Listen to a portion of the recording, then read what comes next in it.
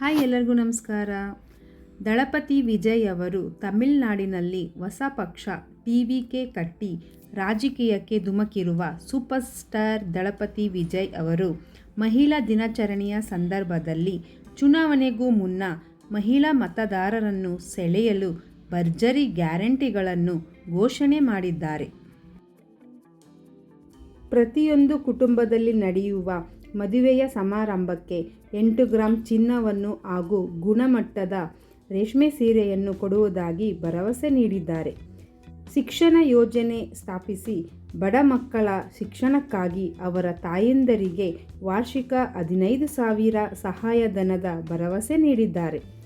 ಈಗಾಗಲೇ ಜಾರಿಗೆ ಇರುವ ಕೆಲವೇ ಮಾರ್ಗಕ್ಕೆ ಅನ್ವಯವಾಗುವ ಉಚಿತ ಬಸ್ ಪ್ರಯಾಣವನ್ನು ರಾಜ್ಯದ ಎಲ್ಲ ಸರ್ಕಾರಿ ಬಸ್ಗಳಲ್ಲಿ ಎಲ್ಲ ಮಹಿಳೆಯರಿಗೆ ಉಚಿತ ಪ್ರಯಾಣದ ವಿಸ್ತರಣೆಯ ಭರವಸೆ ನೀಡಿದ್ದಾರೆ.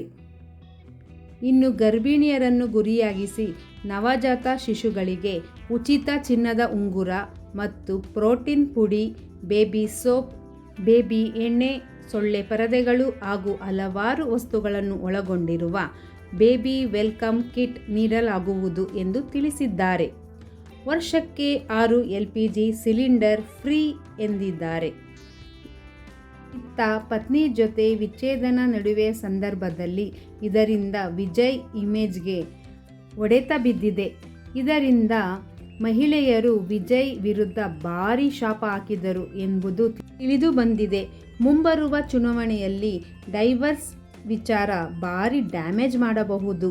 ಆದ್ದರಿಂದ ವಿಜಯ್ ಅವರು ಮಹಿಳೆಯರನ್ನು ಸೆಳೆಯುವುದಕ್ಕೆ ಈ ಗ್ಯಾರಂಟಿ ಯೋಜನೆಯನ್ನು ಘೋಷಿಸಿದ್ದಾರೆ ಎನ್ನಬಹುದು.